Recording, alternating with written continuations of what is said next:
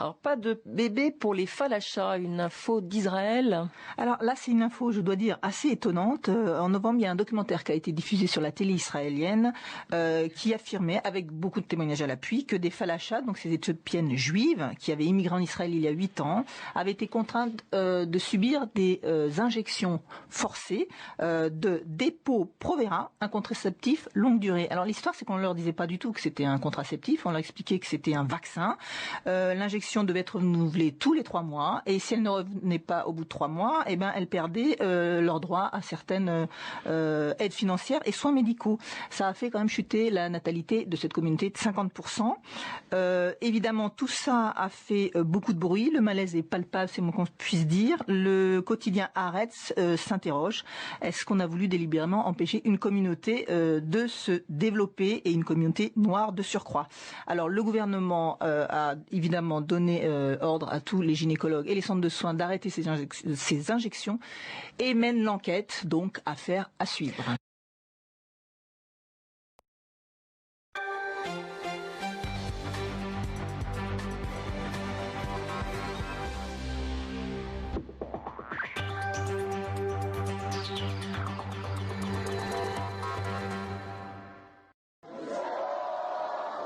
Après 5 ans de démenti, sous la pression des défenseurs des droits de l'homme, Israël a fini par avouer.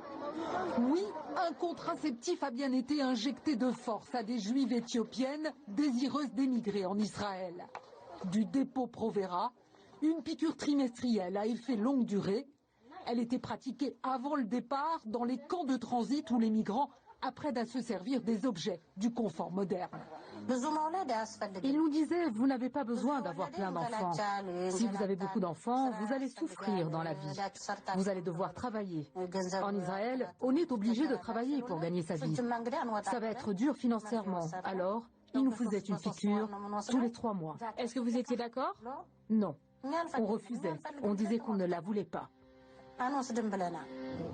Des témoignages comme celui-ci, ces 2 journalistes en ont recueilli une trentaine, réunis dans un documentaire qui a contribué à faire éclater le scandale. Certaines femmes nous ont raconté qu'on les a obligées à accepter la piqûre. On les menaçait. On leur disait qu'elles ne pourraient pas aller en Israël si elles refusaient l'injection. Elles n'étaient pas en situation de refuser. C'est leur vie qui en dépendait. Dans ces cas-là, il n'y a pas de libre choix. En plus, ces femmes ont une culture d'obéissance, de respect de l'autorité. Le Depo-Provera, un contraceptif pas anodin. À l'arrêt du traitement, le retour à la fertilité peut être très long.